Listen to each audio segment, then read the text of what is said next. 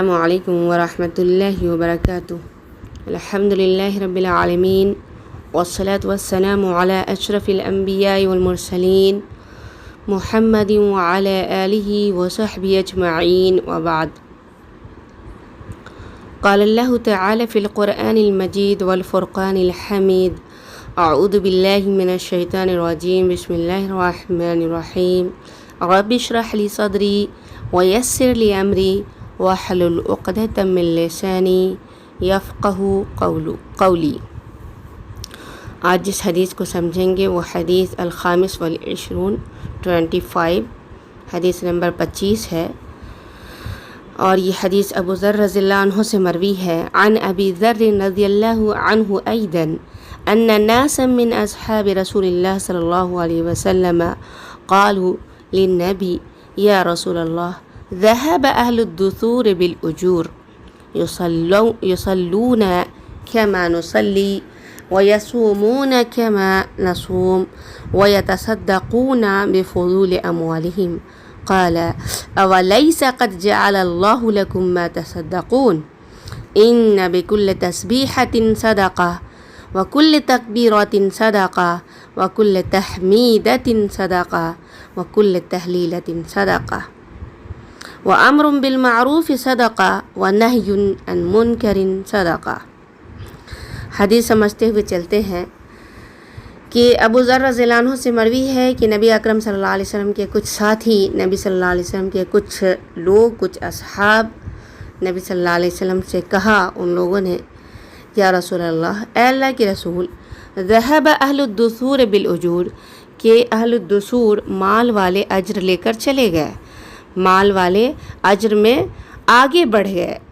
یصلون کما نصلی، وہ نماز پڑھتے ہیں، وہ صلاۃ ادا کرتے ہیں، کما نصلی، جیسا کہ ہم صلاۃ ادا کرتے ہیں۔ ویصومون کما نصوم، اور وہ روزہ رکھتے ہیں جیسا کہ ہم روزہ رکھتے ہیں۔ ویتصدقون بفضول اموالہم، اور مزید یہ کہ وہ اپنے مال میں سے زائد حصے میں، جو ان کا مال اضافہ مال ہوتا ہے، اس میں سے وہ صدقہ بھی کرتے ہیں۔ گویا کہ ہماری طرح وہ نماز روزہ بھی رکھتے ہیں اور صدقہ بھی کرتے ہیں، جو ہم غریب نہیں کر پاتے ہیں۔ تو یہاں پہ ہم دیکھ رہے ہیں کہ صحابہ کرام ہم اہل دنیا کی طرح دنیا کی چیزوں اور دولت اور زینت، ان چیزوں کے حریص نہیں تھے، یا ان چیزوں میں آگے بڑھنے کے متمنی نہیں تھے۔ وہ ایک دوسرے سے آگے بڑھنا چاہتے تھے نیکیوں میں، خیر کے کاموں میں۔ تو انہوں نے، ان کو بہت زیادہ یہ بات تکلیف کا ذریعہ لگی کہ ایک صحابہ تو کسی نیکی میں بڑھ جا رہے ہیں اور وہ بڑھ نہیں پا رہے نیکی میں۔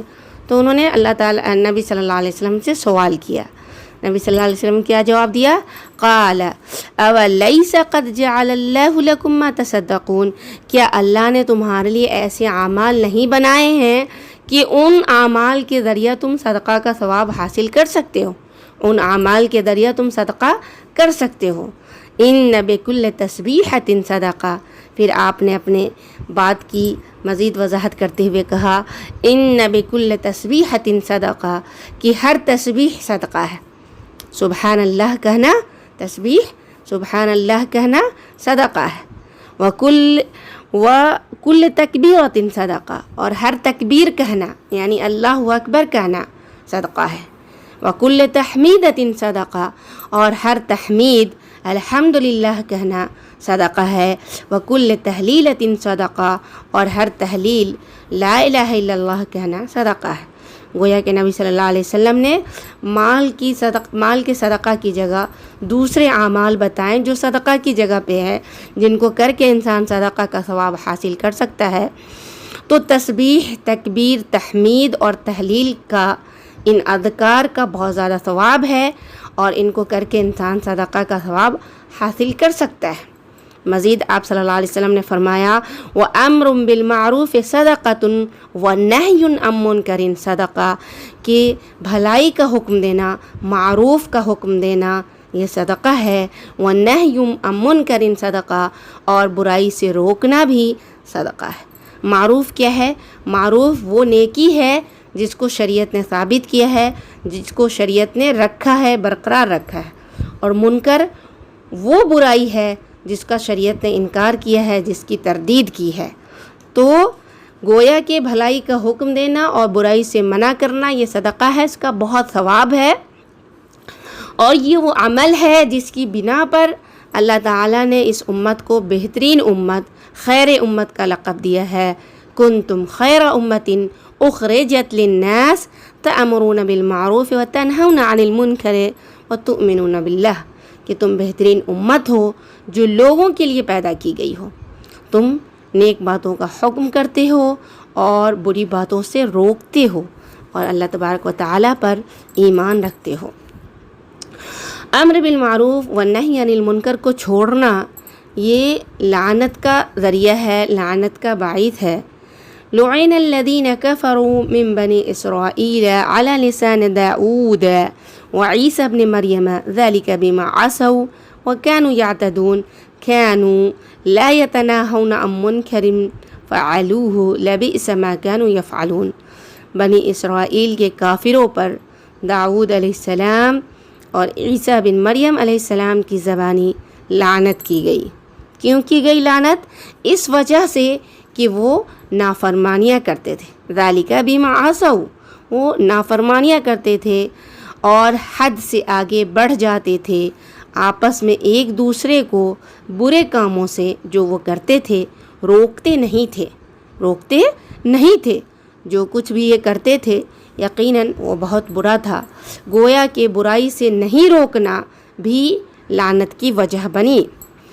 نبی صلی اللہ علیہ وسلم کا فرمان ہے، تم میں سے جو کوئی منکر دیکھے، برائی دیکھے، تو اسے اپنے ہاتھ سے روکے، اور اگر اس کی طاقت نہ ہو تو اپنی زبان سے روکے، اور اگر اس کی بھی طاقت نہیں ہو تو اپنے دل سے اسے برا جانے، اور یہ ایمان کا سب سے کمزور درجہ ہے۔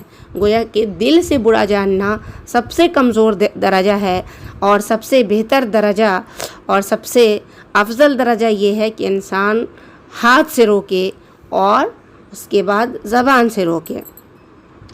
یہاں ایک سوال ہے کہ ایک شخص جو خود کسی عملی کوتاہی میں مبتلا ہے، جس سے خود کوئی برائی ہو رہی ہے یا وہ برائی کا ارتکاب کر رہا ہے، کیا وہ کسی دوسرے کو بھلائی کا حکم دے سکتا ہے اور برائی سے روک سکتا ہے؟ تو اس سوال کا جواب یہ ہے کہ ہر بندے پہ دو چیزیں فرض ہے۔ ایک فرض یہ ہے کہ خود اپنے آپ کو بھلائی کا حکم دے اور برائی سے روکے۔ دوسرا فرض ہے دوسروں کو بھلائی کا حکم دینا اور برائی سے روکنا۔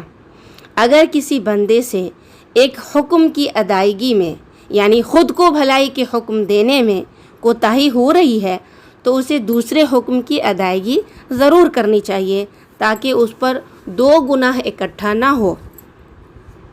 لیکن یہ بات یہاں پہ یاد رکھنی چاہیے، ذہن نشیں ہونی چاہیے یہ بات کہ اکمل اور افضل طریقہ یہی ہے کہ انسان جن باتوں کا دوسروں کو حکم دے رہا ہے پہلے خود ان پہ عمل پیرا ہو، اور جن باتوں سے روک رہا ہے خود بھی ان سے پرہیز کرے، خود بھی ان سے روکے۔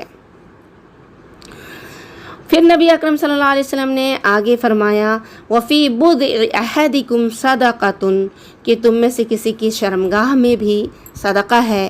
تو صحابہ کرام نے پوچھا، یا رسول اللہ أَيَأْتِي أَحَدُنَا شَهْوَتَهُ وَيَكُونُ لَهُ فِيهَا أَجْرٌ، اے اللہ کے رسول، ہم میں سے کوئی اپنی شہوت پوری کرتا ہے، ہم میں سے کوئی اپنی ضرورت پوری کرتا ہے، تو کیا اس کے لیے بھی اجر ہے، اس میں بھی ثواب ملتا ہے؟ قال، آپ صلی اللہ علیہ وسلم نے جواب دیا، ارأیتم لو وضعها فی حرام، تمہارا کیا خیال ہے اگر اس نے حرام طریقے سے استعمال کیا، حرام طریقے سے اپنی شہوت پوری کی، اکان علیہ وزر، کیا اس پر اس کو گناہ ہے؟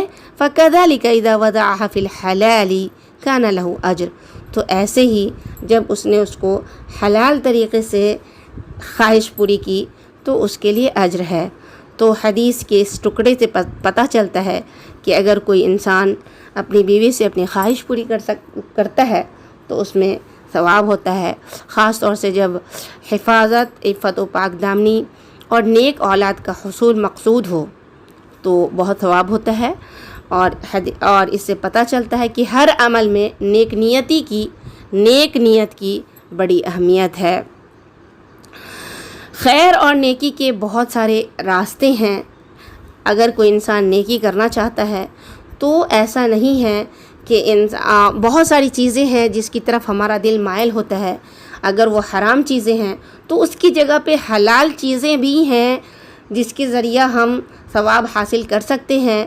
اور ایک غریب انسان جو صدقہ و خیرات نہیں کر سکتا ہے تو وہ بآسانی اللہ کا ذکر کر سکتا ہے اور اس کے ذریعہ ثواب حاصل کر سکتا ہے۔ اسی طرح سے ہر حرام کام کا بدل موجود ہے، حرام کام کی جگہ پہ حلال کام موجود ہے جس کو کر کے ہم ثواب حاصل کر سکتے ہیں۔ اور ایسا نہیں ہے کہ اسلام پہ عمل کرنے کے لیے اور اسلام کے اعمال پہ عمل کرنے کے لیے ہمیں کسی بندش میں بندھنا پڑتا ہے، بلکہ اسلام بہت ہی آسان دین ہے اور اس پہ عمل کرنا ہمارے لیے بہت ہی آسان ہے۔ تو آج ہم اس درس کا خاتمہ کریں گے، درس ختم کریں گے بہت ہی عمدہ دعا کے ساتھ۔ اللہم اکفنی بحلالک عن حرامک واغننی بفضلک عمن سواک۔ اے اللہ حلال میں مجھے خود کفیل کر دے۔ اللہم اکفنی بحلالک، اپنے حلال کے ذریعہ مجھے کافی کر دے۔ تیرا حلال امور جو ہو وہ میرے لیے کافی ہو۔ عن حرامک، اور حرام امور سے، حرام کاموں سے ہمیں بچا لے۔ واغننی بفضلک، اور اپنے فضل کے ذریعہ ہمیں بے نیاز کر دے۔ عمن سواک، اپنے علاوہ سے، دوسروں کے سامنے ہاتھ پھیلانے سے تو اپنے فضل کے ذریعہ بے نیاز کر دے۔ آمین ثم آمین یا رب العالمین۔ والسلام علیکم ورحمۃ اللہ وبرکاتہ۔